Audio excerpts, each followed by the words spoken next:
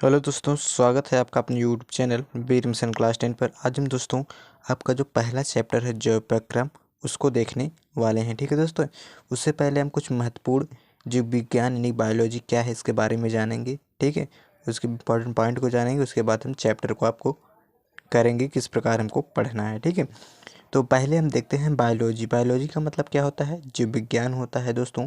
ठीक है, तो बायो का मतलब क्या होता है? लाइफ होता है। लाइफ का मतलब जीवन होता है। ठीक है, यानी कि बायो का मतलब जीवन होता है। लोगोस, लोगोस का मतलब क्या होता है? यानी लॉजी से बना है। ठीक है, तो स्टडी, लोगोस मतलब क्या होता है? स्टडी यानी कि अध्ययन करना, अर्थात जीवों का अध्ययन करना ही क्या होता है? जीव विज्ञान कहलाता है। ठीक है, आगे है दोस्तों आपका जीव विज्ञान शब्द का प्रयोग सर्वप्रथम किसने किया था? तो लैमार्क एवं ट्रेविरेनस ने किया था। ठीक है, कब किया था? सन 1801 में। कब किया था?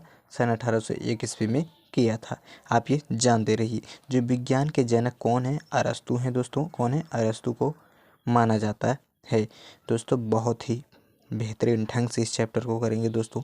यदि आप देखते हैं तो आपको बेहतरीन नोट्स के साथ आप साथ साथ नोट्स भी बना सकते हैं, हम ऐसा आपको पढ़ाएंगे। ठीक है, आइए अब हम जानते हैं जीव विज्ञान किसे कहते हैं।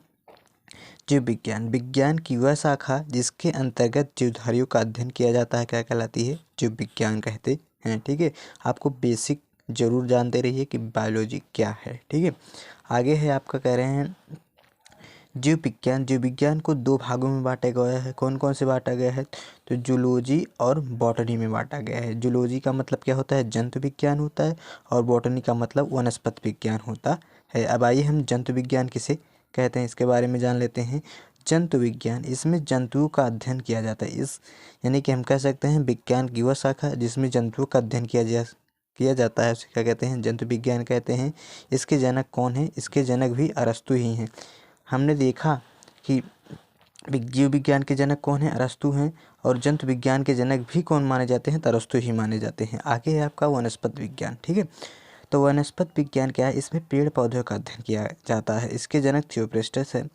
यानी कि हम कह सकते हैं विज्ञान की वह शाखा जिसके अंतर्गत हम पेड़ पौधों का अध्ययन करते हैं वो क्या कहलाती है? वनस्पति विज्ञान कहलाती है। ठीक है, तो कुछ हमने एक बेसिक पॉइंट है दोस्तों, इनको आप ज़रूर याद करके रखिए। ठीक है, अब आइए हम चैप्टर को शुरू करते हैं, किस प्रकार हम इस चैप्टर को पढ़ना है। ठीक है,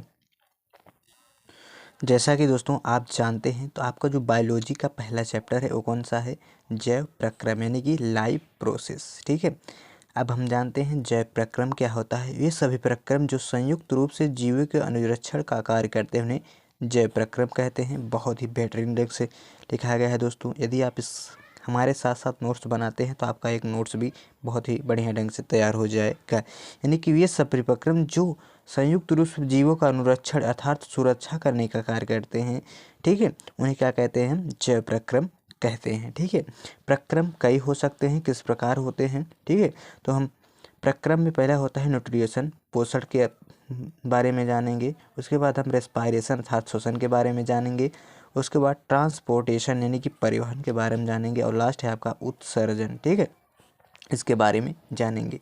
और भी है मानव में पाचन, मानव में पाचन देखेंगे, अमीबा में पाचन देखेंगे। ठीक है दोस्तों, आप घबराइए मत, बहुत ही बेहतरीन ढंग से हम आपको बताने वाले हैं। ठीक है, तो पहले हम क्या देखने वाले हैं? पोषण देखने वाले हैं। यानी कि न्यूट्रिएशन का मतलब क्या होता है? पोषण होता है। रेस्पायरेशन मतलब श्वसन होता है। ठीक है, एक्सक्रेशन माने उत्सर्जन होता है। आप इंग्लिश भी जानते रहिए किस का मतलब क्या होता है। अब हम जानेंगे पोषण किसे कहते हैं, यानी कि न्यूट्रिशन किसे कहते हैं। जीवों द्वारा किए गए भोज्य पदार्थों तथा अन्य खाद्य पदार्थों का पाचन कर उससे ऊर्जा का अवशोषण करके उसका उपयोग शरीर की वृद्धि और विकास में करना क्या कहलाता है?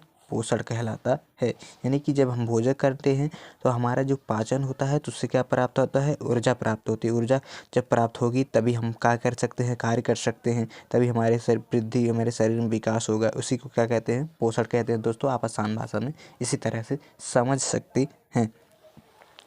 अब आइए हम देखते हैं पोषण। पोषण के आधार पर जीव दो प्रकार के होते हैं। कौन कौन से होते हैं? पोषण के आधार पर कौन कौन से होते हैं भैया? तो वो आपके होते हैं दो प्रकार के। कौन से? ऑटोट्रॉफिक यानी कि स्वपोषी पोषण ऑटोट्रॉफिक न्यूट्रिएशन, और हेट्रोट्रॉफिक न्यूट्रिएशन यानी कि परपोषी पोषण होते हैं। ठीक है, पहला आपका जो है उसमें क्या है, स्वपोषी पोषण। स्वपोषी पोषण किसे कहते हैं, अब आइए इसे हम जानते हैं। ऐसे जीव जो अपना भोजन स्वयं बनाते हैं उन्हें स्वपोषी पोषण कहते हैं। अर्थात स्वपोषी पोषण वो होते हैं जो पेड़ पौधे के द्वारा क्या कर, पेड़ पौधे होते हैं, ठीक है, कुछ बैक्टीरिया भी होती हैं, यानी कि प्रकाश संश्लेषण की उपस्थिति में पेड़ पौधे अपना क्या करते हैं, भोजन बनाते हैं, यानी कि पेड़ पौधे ही क्या होते हैं, स्वपोषी पोषण होते हैं। ठीक है, अब आइए अब आगे हम देखते हैं।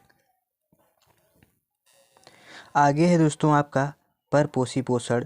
परपोषी पोषण को हम विषमपोषी पोषण भी कहते हैं दोस्तों, आप इसे भी जानते रहिए। ठीक है, विषमपोषी पोषण भी कहते हैं, यानी कि हेटेरोट्रॉफिक न्यूट्रिशन।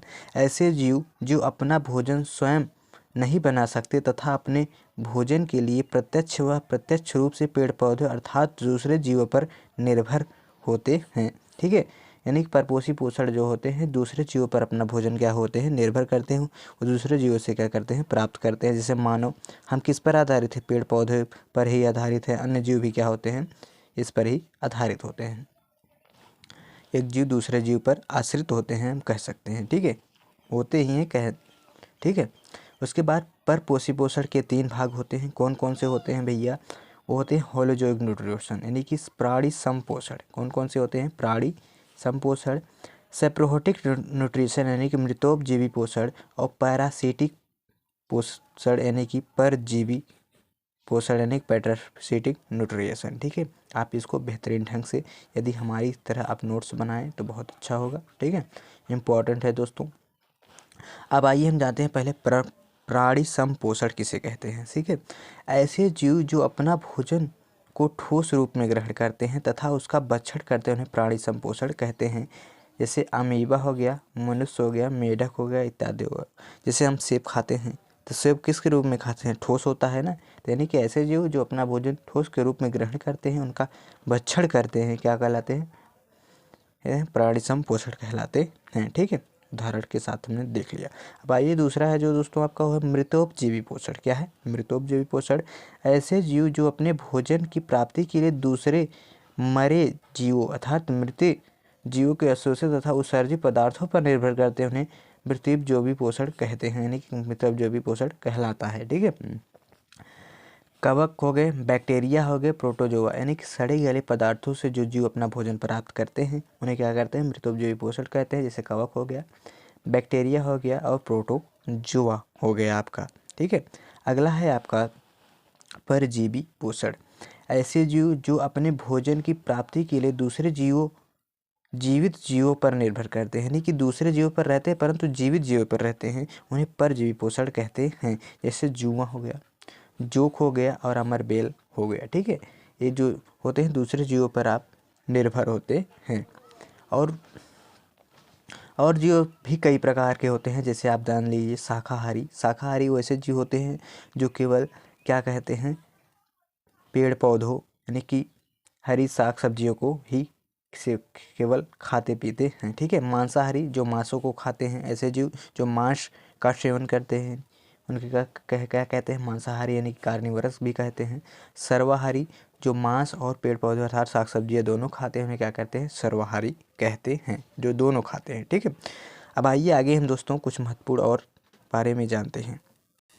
आगे है दोस्तों आपका फोटोसिंथेसिस यानी कि प्रकाश संश्लेषण किसे कहते हैं। बहुत ही इंपॉर्टेंट है दोस्तों, आपके एग्जाम में यह पूछा भी कई बार गया है। ठीक है, इसको आप जरूर याद करके जाइए, 2025 बोर्ड के लिए इम्पॉर्टेंट है। ठीक है, प्रकाश संश्लेषण वह प्रक्रिया है जिसमें पेड़ पौधे अपने भोजन को कार्बन डाइऑक्साइड, जल और प्रकाश की सहायता से क्लोरोफिल की उपस्थिति में तैयार करते हैं। ठीक है, यानी प्रकाश संश्लेषण वह प्रक्रिया जिसमें अपने भोजन को क्या करते हैं, तैयार करते हैं कार्बन डाइऑक्साइड, जल और क्लोरोफिल की सहायता से, सूर्य की उपस्थिति में। ठीक है, इस प्रक्रिया के द्वारा पेड़ पौधों को ऊर्जा प्राप्त होती है जिसके कारण वे क्या होते हैं, जीवित होते हैं। ठीक है, क्या ऊर्जा प्राप्त होगी तभी वो जीवित रहेंगे, तभी अपने भोजन को क्या करेंगे, बना पाएंगे। ठीक है, और इसका जो समीकरण होता है यानी कि बहुत इंपॉर्टेंट है दोस्तों, यह पूछता है।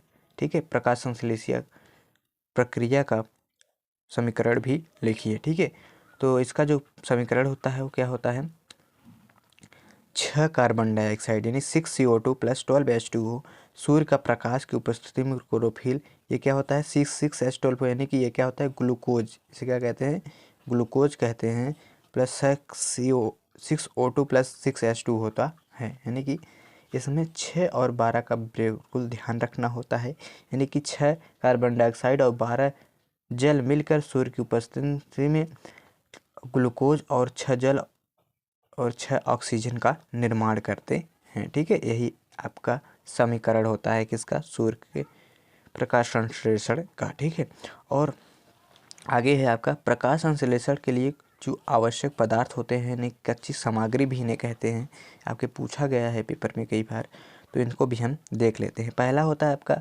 सनलाइट यानी कि सूर्य का प्रकाश। सूर्य द्वारा इसे क्या करते हैं प्राप्त करते हैं, किस रूप में करते हैं तो सौर ऊर्जा के रूप में, किस रूप में तो सौर ऊर्जा के रूप में इसको प्राप्त करते हैं पेड़ पौधे। ठीक है, और दूसरा है कार्बन डाइऑक्साइड पेड़ पौधे इसे वायुमंडल से प्राप्त करते हैं। ठीक है, तथा पौधों का भोज्य पदार्थ बनाने में इसका उपयोग किया जाता है। कार्बन डाइऑक्साइड होगा तभी यानी कि ग्लूकोज क्या होगा बनेगा। ठीक है, यानी कि भोज्य पदार्थ बहुत ही आवश्यक है कार्बन डाइऑक्साइड के लिए बनाने के लिए। ठीक है, तीसरा है आपका जो आवश्यक पदार्थ है वह है क्लोरोफिल। इसमें क्लोरोफिल प्रकाश ऊर्जा को रासायनिक ऊर्जा में बदल देता है। यानी कि क्लोरोफिल यदि उपस्थित होगा तभी क्या होगी प्रकाश ऊर्जा जो है रासायनिक ऊर्जा में बदलेगी। क्लोरोफिल जो है क्लोरोप्लास्ट के अंदर पाया जाता है और क्लोरोफिल के कारण ही आपकी जो पत्तियां होती हैं क्या होती हैं, पत्तियां क्या होती हैं हरी होती हैं। ठीक है, हरी होती है इसी कार्य के कारण। ठीक है, और चौथा आपका जो आवश्यक पदार्थ है वह है जल। जल के अणुओं का हाइड्रोजन तथा ऑक्सीजन में अपघटन होता है। ठीक है, जिससे क्या कौन सी गैस निकलती है, ऑक्सीजन भी निकलती है। ठीक है, ये कई बार पेपर में पूछा गया है, आप इसको ज़रूर याद रखिएगा। ठीक है, जल से अपघटन से कौन सी गैस निकलती है तो ऑक्सीजन ही निकलती है। ठीक है दोस्तों, तो आज के लिए बस इतना ही, हमने देखा महत्वपूर्ण चीज़ों को। ठीक है, तो ऐसे ही मिलते हैं शानदार वीडियो के साथ दोस्तों। यदि आपको वीडियो पसंद आई हो तो लाइक एंड सब्सक्राइब जरूर करें और ज़रूर बताएं कि कम क्लास कैसी लगी। ठीक है।